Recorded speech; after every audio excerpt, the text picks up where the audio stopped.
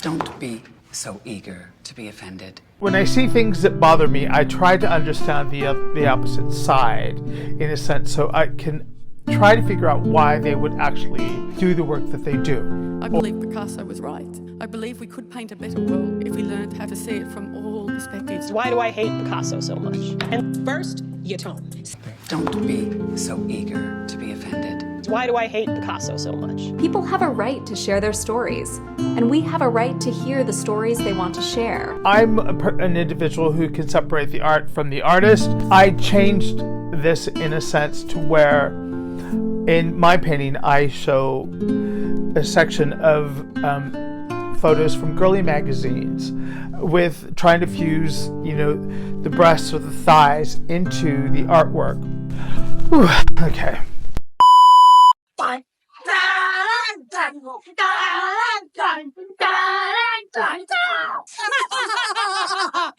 Hi, pigs. Your car? Oh no. Hello everyone, welcome back to my channel. Thank you for visiting. My name is Henry Haight, and if you're new here, I'm a multidisciplinary artist. Where on this channel we talk about everything art, theories, art practices, tips, tricks, madman ramblings, yada yada yada. And yeah, welcome. My pronouns are... Well, let's go home. And... Oh, we ain't gonna be in no fire, not today. And this one too. That's right. Screw Gary. Yeah. Anywho, today's video is on the topic of a retelling of a piece by a controversial artist, Pablo Picasso. Now, Pablo Picasso recently has come under scrutiny because of his personal life and proclivities by some people who just see him as a terrible, terrible person. I'm an individual who can separate the art from the artist, as well as I can look at the context of a work and appreciate for what it is. I'm not going to sit there and read Mein Kampf and say, oh yeah, this is a literary work or whatever. However, when I see things that bother me, I try to understand the opposite side, in a sense, so I can try to figure out why they would actually do the work that they do, or how they became that way. That probably explains my fascination with serial killers, but I digress. Anyways, I've recently did a reworking of his painting, Les Demoiselles d'Avignon, which is currently his home base is in New York City Metropolitan Museum of Modern Art. Now, this painting in particular changed the art game and painting because of how he depicted women.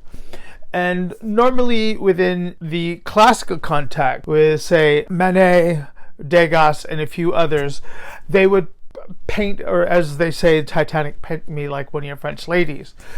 This Rubenesque milky skin, and here comes this piece of work that was jagged, angular, aggressive. And the strange thing is that he painted actual sex workers from a brothel near Cara de Avignon in the Ramblas in Barcelona, where he lived. Now, Pablo Picasso had a very early introduction to the world of brothels by the invitation of his father when he was 13. So already that's showing a slight slant on his view of women. But at the same time, when I came up with this retelling or reimagining, if you will, I had just seen the film Honora. Now, I'm a huge fan of Sean Baker's work from his first work that I saw, Tangerine, years ago, also about sex workers in Los Angeles near what we call the Fruit Loop, near Santa Monica Boulevard, over by the Shakey's Pizza and the Hollywood Memorial Cemetery. That is a stomping ground for both transgender sex workers and gay men. And at night you would always see them in their, fine regalia and stuff. The weird thing is that my own history with working with sex workers in the porn industry, and when I was in art school in Savannah, Georgia, I worked for a brothel where I wasn't the sex worker myself, but I became friends with these women. And I got to know their stories of how they too got to become sex workers. Some were out of necessity due to an emergency. Let me put it this way. One girl, I won't say her name, but she was a registered nurse in Savannah, Georgia, and on her rounds, she gave a patient the wrong medication and she lost her license. She was suspended from practicing and she was put on suspension for 2 years. And because she was going through divorce, she had 2 adolescent teenage kids to support, and virtually she went into the oldest profession. The weird thing was she wasn't your typical, streetwalker and stuff like that. And throughout art, there have always been depictions of women in this manner from the male gaze. And so me being a gay man, I thought, okay, how would I reimagine this particular painting? I was introduced to a particular artist through Joel Peter Witkin, E.J. Bullock, who actually photographed a bunch of sex workers in the French Quarter in New Orleans at the turn of the century, where he would scratch out very crudely their faces or to hide their identities. But at the same time, I always knew that with sex workers, they do have to take on this kind of armor suit to protect themselves when dealing with particular men in this business. And with Pablo Picasso using both the Iberian face, Egyptian art, as well as African art to mask these women or depict these women as characters or personas, in a sense, how I interpreted it, I changed this in a sense to where in my painting I show a section of photos from girly magazines with trying to fuse, the breasts or the thighs into the artwork. There's certain symbolisms like the, Hello Kitty face, the Rolling Stones, the artwork by Mauricio Catalan, comedian, a skull and crossbones, tattoos. All these things, in a sense, are intuitive to my upbringing and how I came to be, as well as, the upside down skewed price of, 666, which is $9.99, which when you go to a market back in the 50s, 60s, and 70s, you would see these hand-painted signs that were actually quite bright and tried to entice you to buy. Sort of a commodification of a meat market, in a sense. Lots of butchers had them, hanging in the windows and stuff. So this is my retelling of these things. Now, with the Hello Kitty thing, there's a form of art called kawaii, is the emphasis of cuteness, a childlike appeal to some of the playfulness, to put that at the forefront of the art itself, as well as bright colors, which Hello Kitty has become a phenomenon. But at the same time, there is actually, with Japanese girls, there has also been a fetishization of this particular type of cuteness. The Rolling Stones' Lips, I was actually, when I was painting this, Rolling Stones' little TNA came on, and the song is like, She's My Little Rock and Roll, the tits and ass and got soul baby. Which at the time was a reference to his girlfriend, Keith Richards' girlfriend, Patty Hansen, who is a model. A little TNA is pretty obvious, and I think more than a Freudian slip. But I think that the work itself is always in the canon of artist and muse, and how we see these. And when I tried to put the 60s girly paintings or depictions or captures of their faces, I wanted to virtually fuse those two together with the body parts so that you could see them. The only one I think that isn't really touched is the top right or the top left African one with the arm ascending. The skull and crossbones one is, I believe, that any person that goes into sex work, you're going to lose a bit of yourself in that, because you have to release a portion of yourself to do that type of work. When women have found out that I've done this, some have taken like a staunch hard line that they were dealing with a staunch character. And I tell you, if there's anything worse than a staunch woman, Stauncch. That, oh, I would never do this and stuff. But at the same time, Oh, look at that. Look at that. Don't look at that. It's disgusting. That is so degrading to women. Oh, what do you mean? She's got the whip. Yeah. I think it's also demeaning to just virtually equate that, because I don't think we should stigmatize sex work at all. In this day and age, people are like, oh, with their smartphones, and it's one thing to sit there and like judge someone. However, I don't hold artists in the hero worship respect that some ones do, or they just try to like scrutinize something that happened fucking 60, 70 years ago, because there was a completely different time frame and way of thinking as opposed to today's modern context.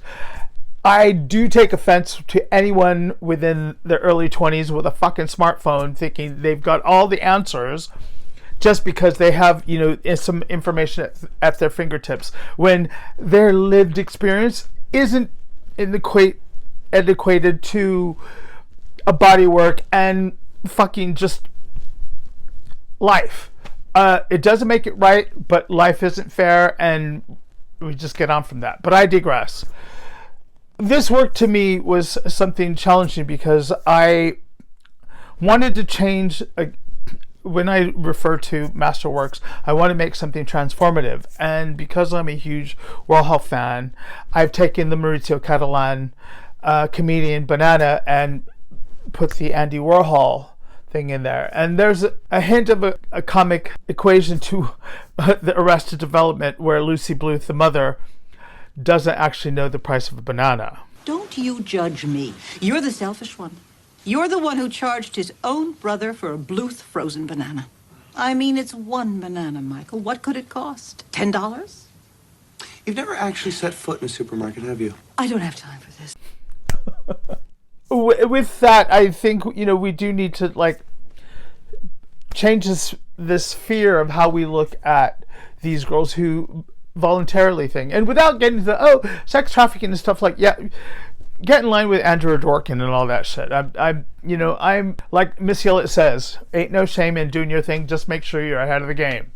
There, I said it. This is why I painted it. I hope you like.